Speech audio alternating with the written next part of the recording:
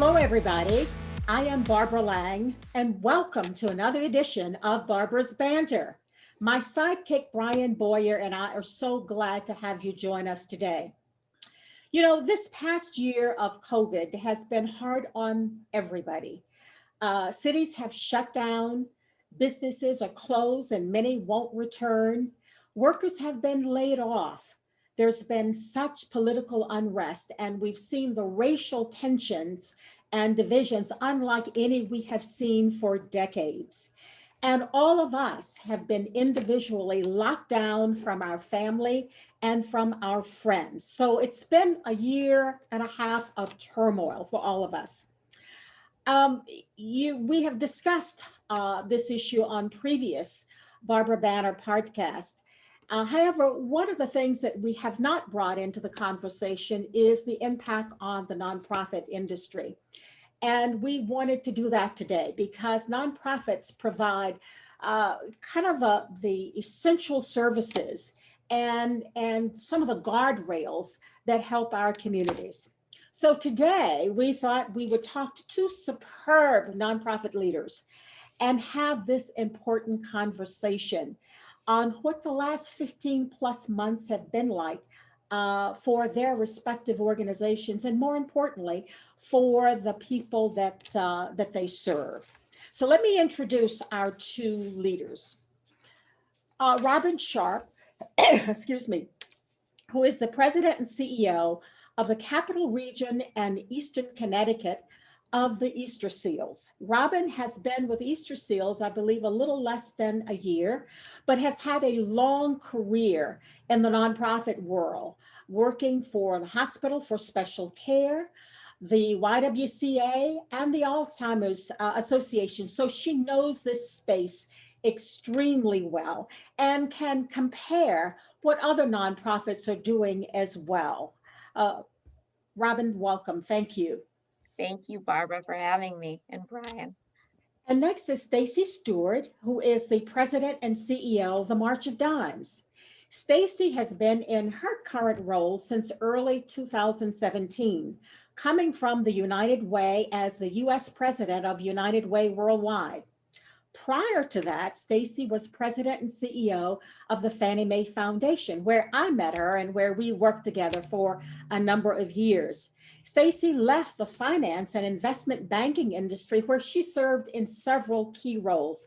So Stacey brings not only the nonprofit experience and expertise, but also the business and finance. So we could not have a better two people to have us. So ladies, we are just excited to have you to share your wisdom and experience with us today. Stacey, welcome. Thank you so much for having us. Absolutely. Great to be here. Thank you. So let's get started. I'll start with a couple of questions and all, and Brian and I will take some turns going back and forth. We want to get as much information out of you as we possibly can today. So I think maybe we start, and this may be maybe your promo, to tell us a little bit about your organization and what you're trying to achieve and who you're trying to serve. So Stacey, why don't we start with you? Sure. Well, first of all, again, thanks for having me. And Robin, great to be on with you as well.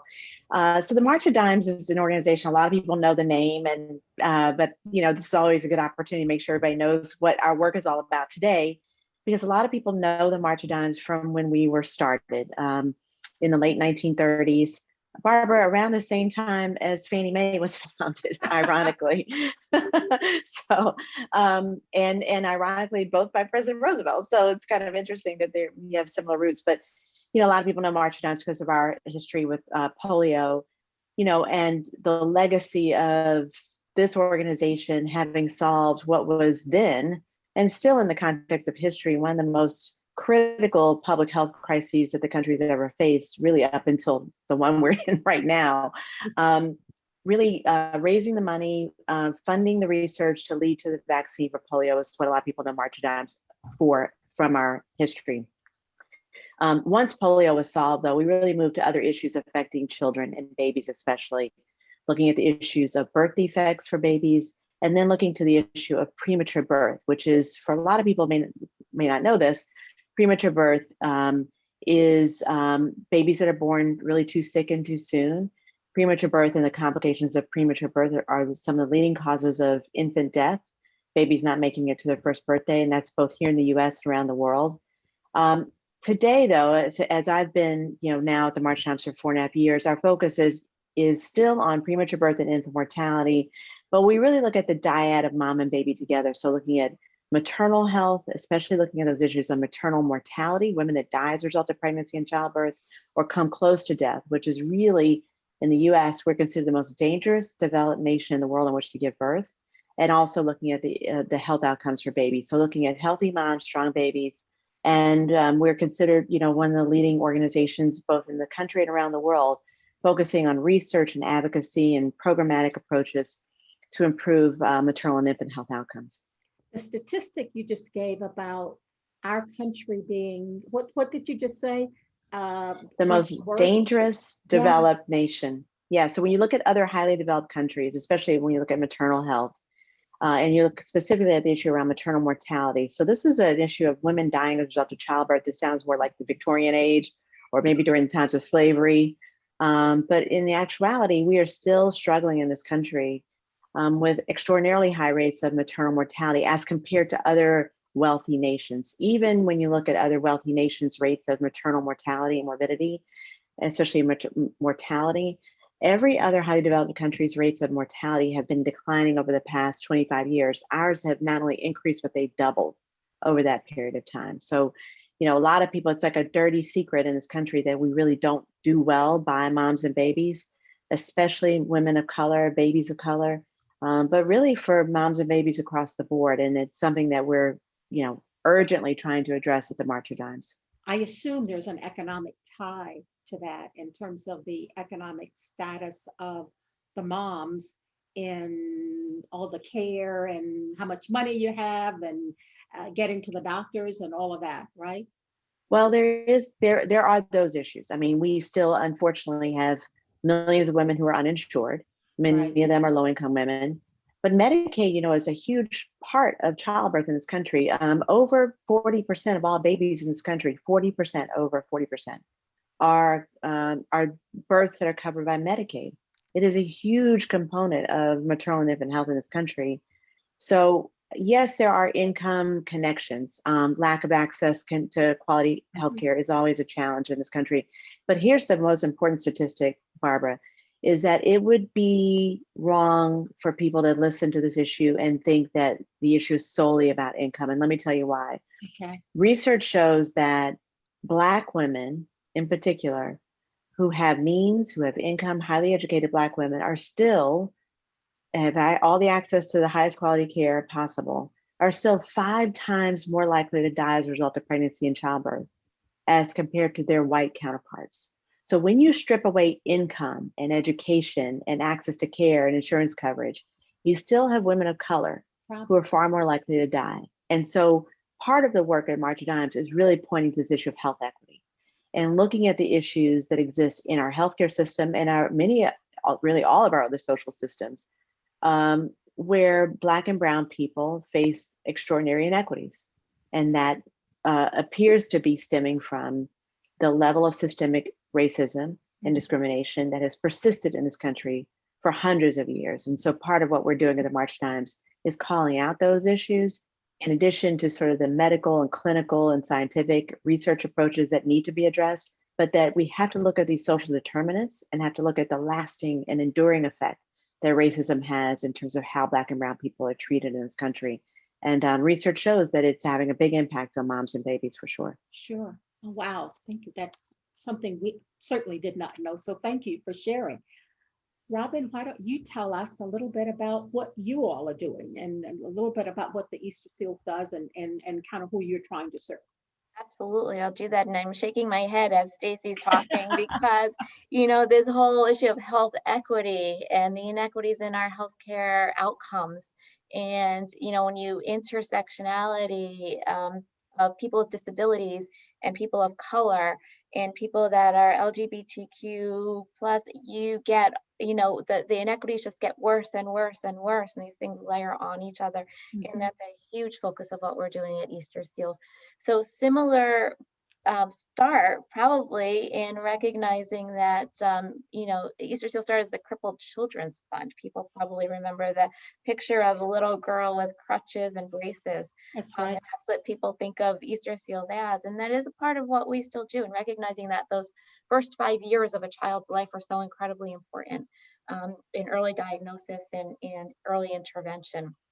But then also we serve people with disabilities, including seniors and veterans throughout their entire lifespan.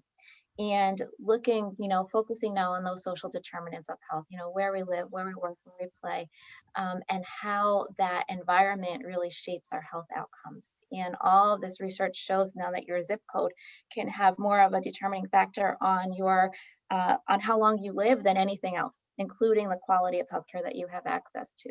So paying attention to that and why those things are important, and advocating for really inclusive, including everyone in our society, in our healthcare systems, in our employment systems. A big part of what we do with Easterseals is it focus on employment and helping people to achieve their employment goals. And so whether they, have any kind of disability, whether they're a veteran coming back from combat, reintegrating, into the civilian workforce, we want people to know with Easterseals that they're kind of one step away from whatever they need when they call us. So we do a lot of vocational rehabilitation, assessment, job placement, job coaching, all of that assistance that people might need in order to go to work. I didn't realize that because I do recall all the posters with the children and the Sure. crutches and all, and I guess I thought that that was kind of what you still focused on. But there's a tie between what Stacey and the March of Dimes does. Stacey gets them here and gets the babies born, and they're healthy and all, and then if they have other issues, maybe that's where it's handed off to you guys. Yeah, Yeah, yeah. A lot of times, yes. And yeah, that's I think that's exactly right. what we're here for, which is great that we all kind of work in this continuum, right? Because Right, what we want is a really healthy community. right, That's right. right. Y- You know, tell me a little bit, and Robin, you jump in, and then Stacy can. Mhm. Um, what has this last 15 months been like for your organization as it relates to COVID? Because the setup I did at the beginning was everything shut down.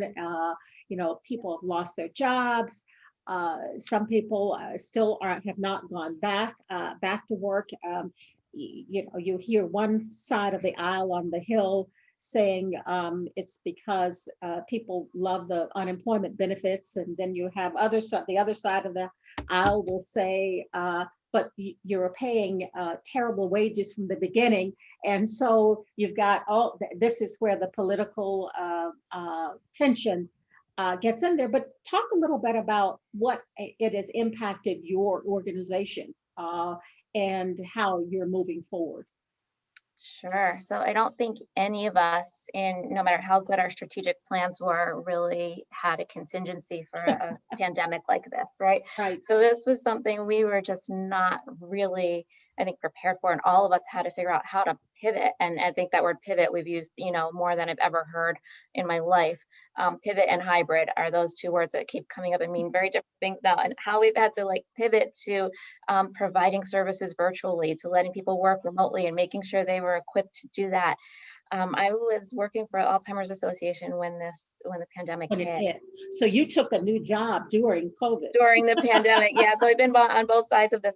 And I remember sending my staff home with their laptops and take everything you need, prepare to be home for a month. Right.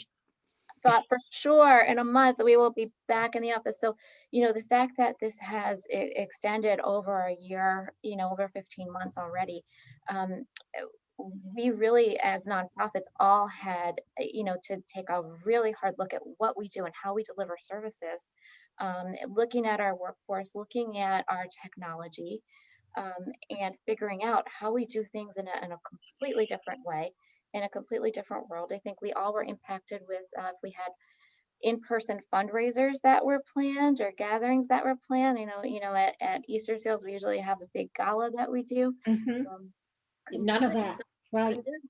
No.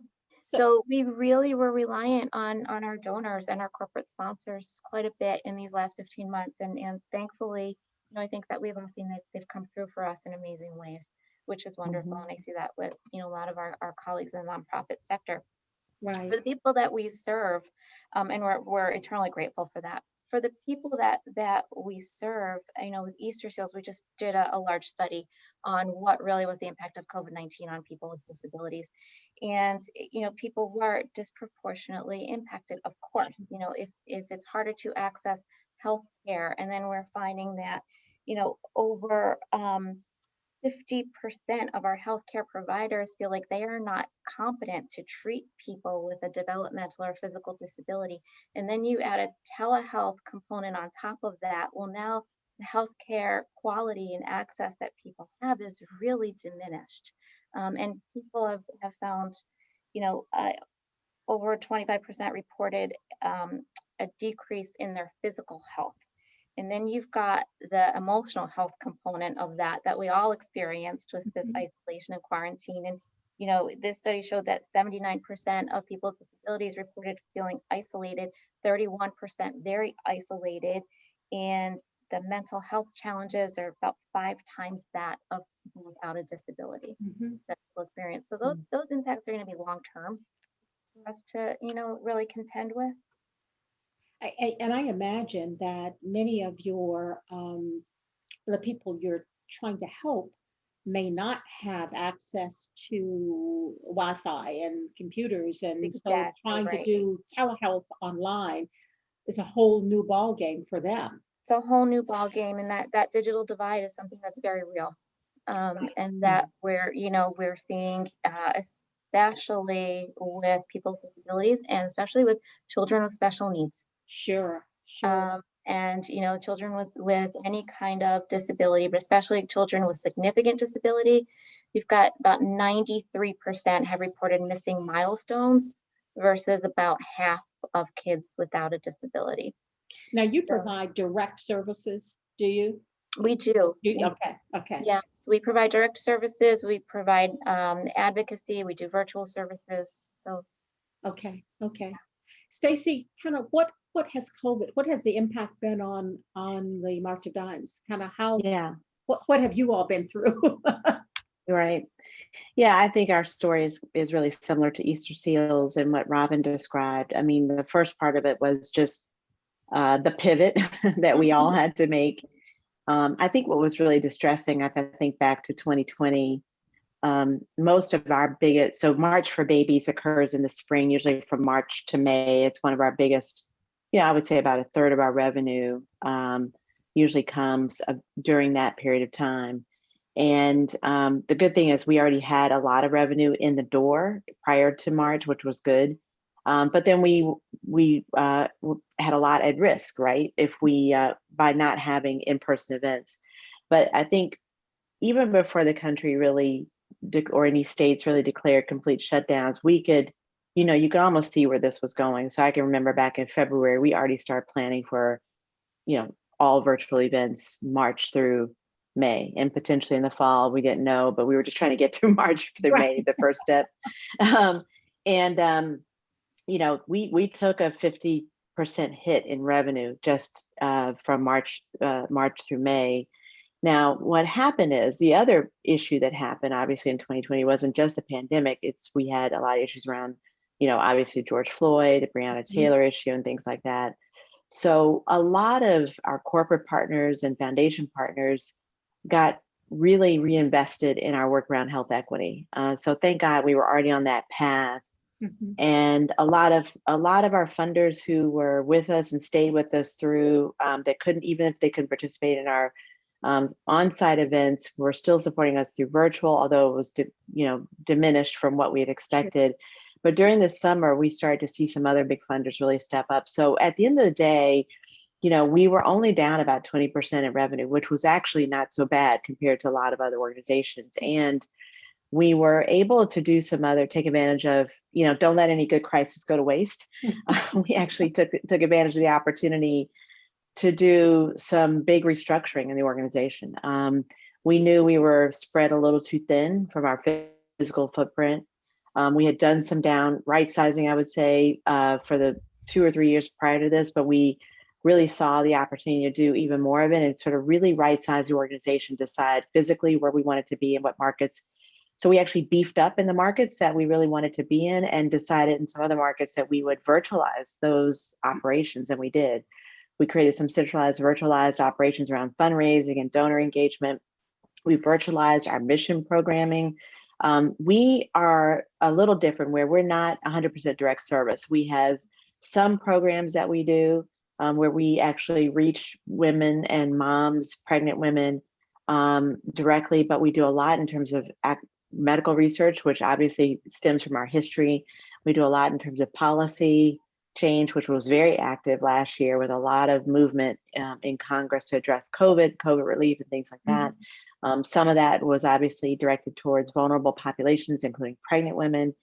We were monitoring the vaccine development to make sure pregnant women could be included in clinical trials. Of course, they weren't, which was a whole nother issue.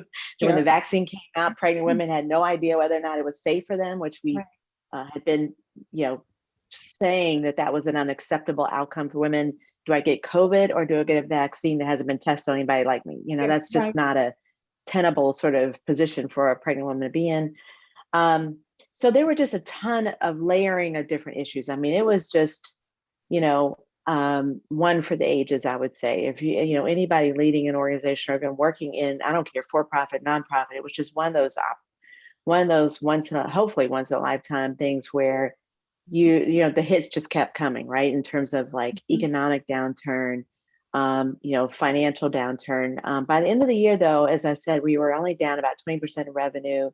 We were able to virtualize some of our mission programs. And really what we did was we decided that this was still such a new pandemic that we needed to kind of get information to women, pregnant women and families as we were getting the information. We needed to be that source of credible, trusted information so that women weren't having to look for all these different places and sources to get information, and it might not be even correct, right? So we decided to start a whole Facebook series just to get information, a whole series through the pandemic to get information to women and families to say, here's everything you know about the vaccine. Here's what we know about health equity right now. Here's what we know about the impact the pandemic is having on families and on children and babies, and just bring experts in to talk about what we knew at the time.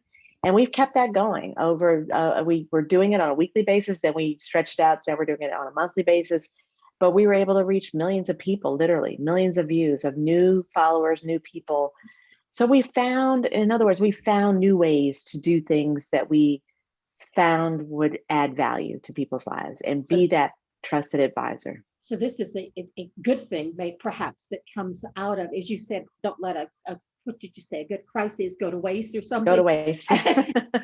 but where you found new ways to deliver information and deliver services that we had not thought about doing before. Is there any part, because you have the national role, so is there any part of a country for you that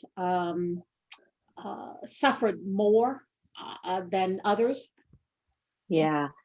So I think I think our presence out west, we have a much stronger presence I would say east of the Mississippi. We've got some great activities going on in the west, but I think we are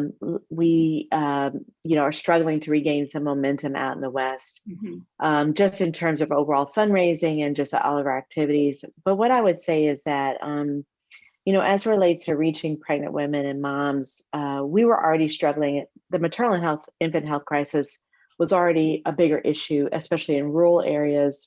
Right. Obviously some urban areas as well, but especially in the South and the Midwest. And now what we're seeing through the pandemic, obviously with the lower rates of vaccination and now the Delta variant just taking hold in so many places with high numbers of unvaccinated people, we remain concerned about what impact that will have on women, on pregnant women, if they continue to go unvaccinated for long periods of time. So we're monitoring that situation, very concerned about those areas that really are less protected through this pandemic. And the last thing I'll just say, Barbara, is I think, we're not out of the woods yet. I mean, we're still in the midst of that. We are still in a second year of virtual events with March for Babies even now.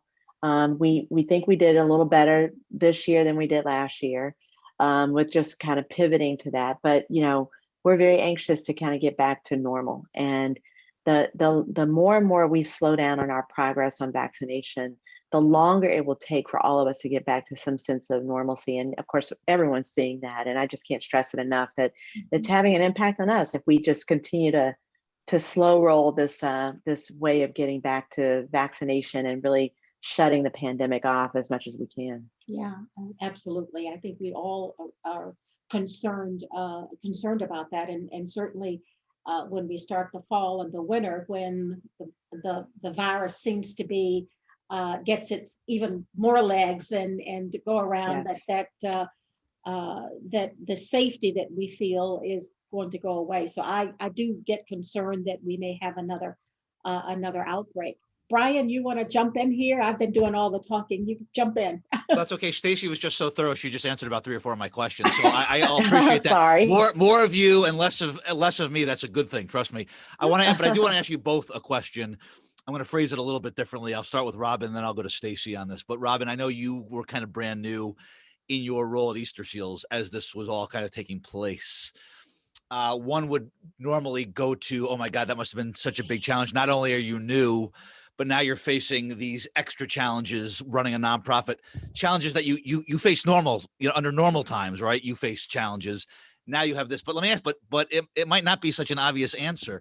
Was it a good thing that you were new and kind of coming in with a fresh lens and not necessarily, someone who had been there for 10 years, or was it something that was just an added layer of now challenges that you had to endure? Onboarding and stepping into the new role. Obviously you have the background of the nonprofit, but working for the Easterseals, was it helpful or was it a major hindrance to you? Or did it kind of help you maybe, as Stacey was talking about, maybe create some best practices that maybe you wouldn't have thought of beforehand? I guess whether it was good or bad depends on who you ask, right? As usual with a new. We'll do a survey and around the office and find out. I think, right, exactly. I think, there's both, right? So there were silver linings in this pandemic and there were huge challenges. Coming, from an association like Alzheimer's Association that worked remotely a lot anyway and was able to pivot really quickly. I think I was able to come in and bring some things to the table for, our teams and our services to say, hey, let's, utilize Facebook Live in different ways that we haven't been doing before. Let's utilize the Zoom technology for webinars. We're getting better attendance at our board meetings. I don't know, Stacey, if you're finding that as well, but it's easier. There's really no excuse now because you can. It's all on Zoom from wherever you are. Right? So we're getting more attendance that way. So really leveraging this technology, I think that was something that, coming in new during this pandemic, was probably a positive. On the challenging side, developing that trust within a leadership team is really hard to do on Zoom. Yeah. And it's so important in this role to have that. I think we did it. We came together as a team. We did an amazing job. We've got great things going.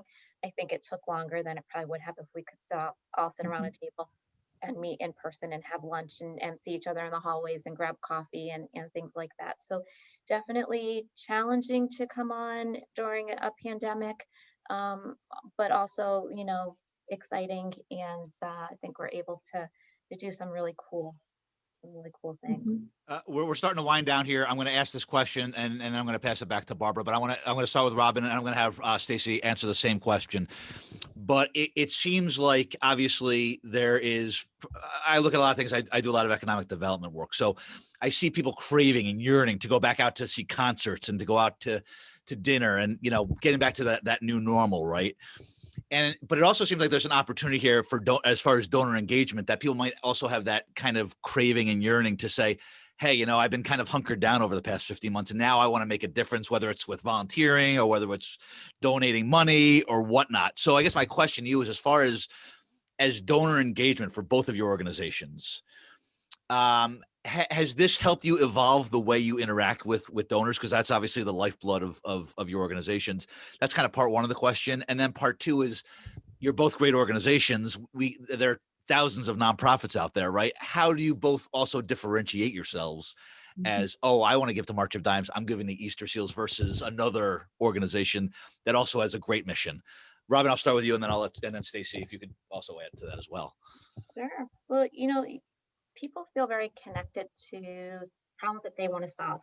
And whether they have a personal connection or a family connection, or it's just a passion of theirs. So, if somebody's not really connected to our mission, that's great. If somebody wants to save the whales, that's wonderful. It's not what we do. And so, we connect with the people that are, want to help to solve the same kinds of problems that we want to solve, right? In terms of health equity, in terms of serving people with disabilities, being there for veterans that have served our country, and helping to serve them when they're coming, reintegrating into civilian life. So, how do we differentiate ourselves? I think, we do what we do well, and we connect with the people who wanna solve these problems that we do. And the first part of your question, Brian, remind me. Yeah, was I'm sorry. Yeah, it was engagement, it was right? double Donor question. engagement. Just donor So, engagement. How that's I'm maybe getting evolved. your stream of consciousness a little bit. Yeah. So I've known you a little bit long enough for that. So we do find that people are somewhat ready to re-engage. However, people really still want to feel safe, right? And so, finding those opportunities. We did our gala this year as a drive-in gala. So it gave people the opportunity to come in, be together, but yet be safe and social distance, however they wanted. So that was kind of cool. We did also find, though, that a lot of corporations do still have no in-person policy. And so even though they were sponsors, they were not able to send people to the event. So just finding that, really listening. I think as nonprofits, we learn we listen more than we talk, except for now. But, really listening and meeting people where they are and how safe they feel, and finding that way for them to engage. There's always a way. And it could be virtual, it could be doing things at home, it could be coming into the office once in a while, it could be engaging, one-on-one with the people that we serve, or we can make it happen. Well, with the way you're both very persuasive, so I could see, and it'd be very tough to argue against Easterseals or March of Dimes as far as an amazing option to engage with. But Stacey, same thing for you. Kind of what's been your interaction with donors, and how are you kind of, as you've evolved, you talked about the pivot and some of the work that you've been doing. How have you kind of started to maybe differentiate yourself even more so over the past 15 months than you even did before?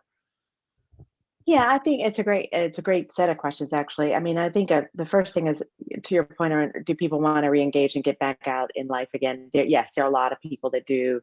We just feel, and then there's some people who may not. I mean, to Barbara's earlier point, I mean, depending on how things evolve in the fall, we're going to have to constantly monitor the situation. We are planning to be on site for our fall events, but we will probably provide some sort of hybrid option too. So, I mean, or digital, online, virtual option, so that we can have a hybrid option, so that people can be in person, people can also participate virtually. And we think we can actually expand our reach. I mean, I think one of the things about, a lot of our families and supporters is they really care deeply about our mission, and they do want to be together. And there are a lot of families who've been affected by our mission, so they love the interaction with each other. I think the couple of things I'll just mention, though, one of the things that we realized is that this digital engagement with people is here to stay in a big way. I mean, obviously, a lot of us have had social media. We do digital marketing, we do email marketing, we do all of that.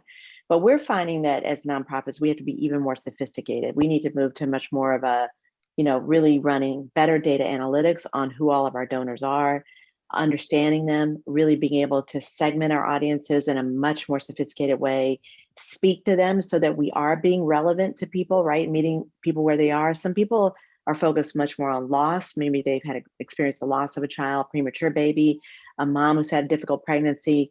So everyone who engages with us is not doing it for there's no one big monolithic audience that we're talking to, right? And so what nonprofits are really finding is that if we become smarter and better and make investments in our digital platform and our data analysis,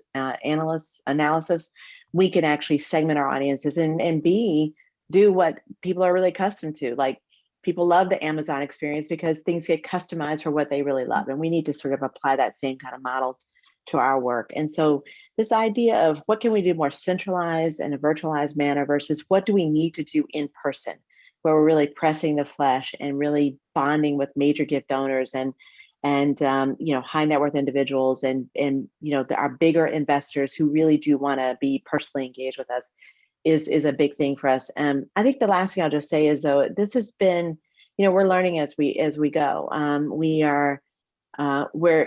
We're constantly in this mode of sort of looking on a week to week basis on what's working and what's not. And I think, for us and for me, having come from the for-profit sector, it's actually been really beneficial to sort of be able to take lessons in the for-profit sector and apply them. A lot of people, as Barbara's probably heard me say this before, a lot of people make these differentiating things around nonprofits and for-profits as if they're completely different.